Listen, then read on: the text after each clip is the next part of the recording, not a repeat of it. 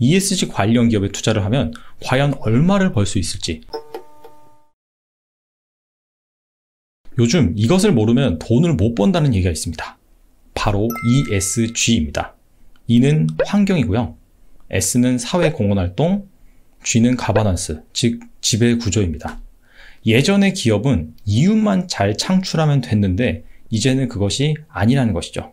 이윤은 이윤대로 창출을 하면서 환경보호에도 힘써야 되고 사회공헌활동도 해야 되며 주주환원에도 힘을 써야 됩니다.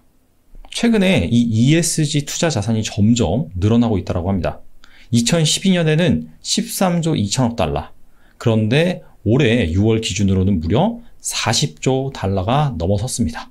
큰 손 중에서 가장 큰 손은 바로 연기금입니다. 기본적으로 수백조 원을 운용을 하죠. 그런데 이 연기금들이 앞으로 특히나 ESG 관련 기업의 투자 비중은 늘린다라고 밝힌 상황입니다.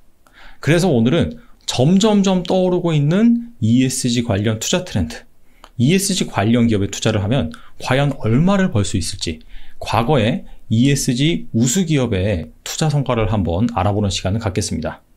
ESG 관련해서 참조하면 좋은 사이트가 있습니다. 바로 한국지배구조원입니다. 이 홈페이지의 메인 화면이고요. 우측에 보시면 ESG 등급 확인이 있습니다. 이것을 클릭하면 각 기업별로 ESG 점수를 확인할 수가 있습니다. 자, 우수 기업으로 접근을 해보면요. 여기에 2020년 ESG 우수 기업이 있죠. 대상, 최우수, 우수상, 이렇게 세 가지 분류로 나와 있습니다. 그리고 가장 밑에 내려가시면 엑셀 다운로드라고 해서 이걸 클릭하면 역대 ESG 우수 기업들, 그런 기업들을 모아놨습니다. 분류를 해놨습니다. 그렇다면 이 ESG 점수를 어떻게 책정하는지 알아볼 필요가 있겠죠. 해당 홈페이지에서 평가 기준 그 부분이 PDF로 다운로드 받을 수 있습니다. 그래서 거기에 나와 있는 내용을 제가 요약한 것입니다. 일단은 대상 기업은 코스피 상장사 전체, 그리고 코스닥 상장사 일부인데 코스닥 150 가버넌스 지수에 편입되어 있는 종목, 그리고 금융회사, 대기업 집단 소속회사, 자, 이렇게 풀을 가져갑니다. 참고로 금융회사에서는 뭐 스펙이라고 합병을 위해서, 기업 인수합병을 위해서 설립된 특수 목적 법인이 있습니다. 그래서 이런 스펙은 제외를 합니다. 그래서 이런 기업들을 대상으로 사전 조사를 합니다. 크게 공시, 그리고 뉴스 등 미디어 자료를 가지고 일단은 950개의 상장회사를 선정을 합니다.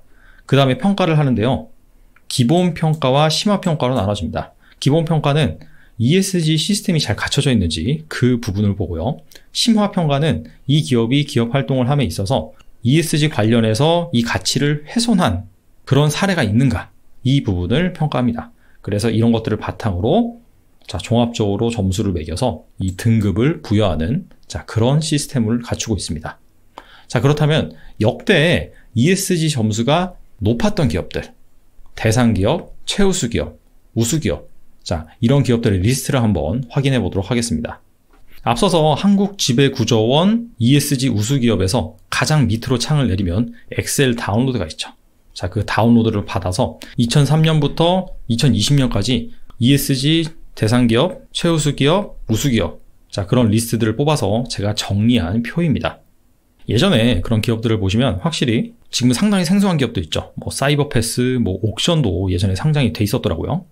그리고 지금은 없는 뭐 LG 마이크론, 그런 기업들. 그리고 이 중에서 지금은 사라진 기업도 상당히 많아요.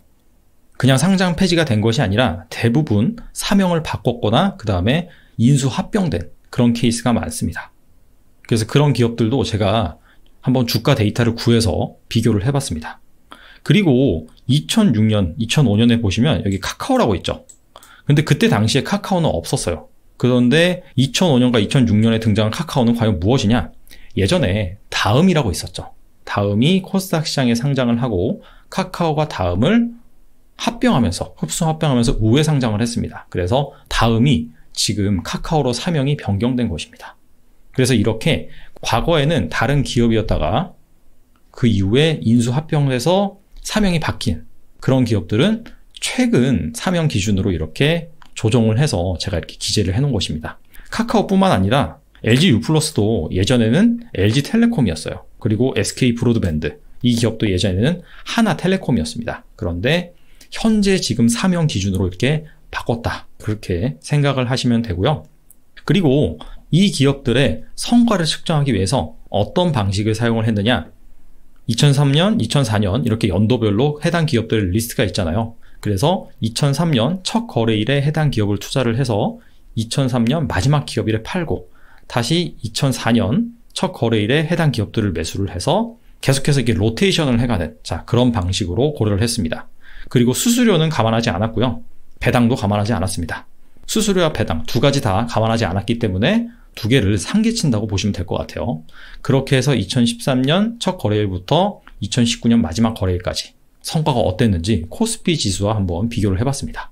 이 파란색 선이 바로 ESG 우수 기업들, 그런 기업들을 매년 이렇게 로테이션 해가면서 수익률이 어땠는지 보여주는 그래프고요.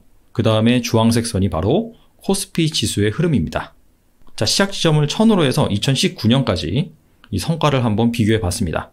그랬더니 ESG 관련된 우수 기업들은 시작점 대비 700% 주가가 상승을 했고요. 코스피 지수 같은 경우에는 250% 정도 주가가 상승을 했습니다. 확실히 ESG 관련 기업들의 성과가 코스피 지수에 비해서 2배 이상 우수한 상황입니다. 자, 그런데 이렇게 끝내면 안 됩니다. 주목할 만한 부분은 어디냐면 바로 2015년부터입니다. ESG 관련 기업들의 수익률이 2015년부터 2019년까지는 오히려 하락한 것을 알 수가 있습니다. 반면 같은 기간 코스피 지수는 그렇게 많이 오른 것은 아니지만 그래도 전반적으로는 이렇게 상승을 했다라는 것을 알 수가 있죠. 그렇다면 왜 2015년 이후로는 ESG 관련 기업들의 성과가 부진하느냐? 다시 한번 앞서서 ESG 우수 기업들 연도별로 한번 살펴보겠습니다. 일단 2015년부터 해당 기업들의 리스트를 살펴보면 과거 한 2011년, 2012년까지는 다양한 기업들이 많이 편입이 되어 있었습니다. 그리고 그런 기업들 중에서는 카카오, 다음이죠, 다음. 그리고 SK 브로드밴드, 그리고 네오위즈 같은 그런 기업들도 종종 있었어요. 여기 안랩도 있었고, 한국기업평가도 있었고, 그 다음에 하나투어도 있었고. 즉, 과거에는 이런 대형주만 있는 것이 아니라 어느 정도 중견기업들, 빠르게 성장하고 있고 각광을 받고 있는 그런 기업들이 ESG 우수 기업들 리스트에 포함이 되어 있었습니다. 그런데 어떤 영문에서인지는 모르겠으나 2015년 이때부터는 일단 기업 수가 확 줄었죠. 그리고 대형주 중심, 특히나 2018년에 보시면 금융회사가 거의 절반이에요. 자, 그런데 아시다시피 금융주가 최근 5년간 수익률이 그다지 좋지가 않죠. 자, 그래서 2015년 이후부터는 이런 대형주 중심의 ESG 우수 기업 리스트들이 확충이 되면서 코스피 지수보다 수익률이 점점 저조해졌다. 이렇게 정리를 해볼 수가 있을 것 같아요. 그래서 오늘 살펴본 내용을 한번 정리를 해보면요. ESG 우수 기업들, 한국지배구조연구원에서 점수가 높은 기업들 우리가 선정할 수가 있었습니다. 그래서 그 기업들을 2003년부터 2019년까지 한번 수익률을 테스트 해보니까 코스피 지수보다 한 2배 이상 양호한 성과를 냈습니다. 자, 그런데 자세히 살펴보니까 2015년 이후부터는 코스피 지수 대비 수익률이 좀 저조했죠. 그 이유가 무엇이냐? 2015년, 2010년 이후로 갈수록 대형주 중심의 점수가 높은 기업들이 편입이 됐었다. 그리고 금융주가 좀 많이 편입이 됐다. 라는 그런 이유 때문에 확실히 좀 수익률이 점점 저조해졌다라는 것을 알 수가 있습니다. 그래서 우리가 한국지배구조원에서 ESG 우수 기업들의 리스트, 자, 그런 것들을 보고 투자에 참조함에 있어서 우리가 어떻게 활용을 해야 되느냐, 거기에 나와 있는 우수 기업이라고 해서 대형주 중심의 그런 기업들만 볼 것이 아니라 어느 정도 성장 모멘텀이 있는 중견 기업들, 그런 기업들에서 ESG 점수가 우수한 그런 종목들을 찾아보는 그런 센스가 필요할 것 같습니다. 즉 ESG 모멘텀도 가지고 있고 실적이나 성장 모멘텀도 가지고 있는, 자, 그런 주식들에 주목을 해보는 것이 좋겠죠. 오늘은 여기까지 하겠습니다. 감사합니다.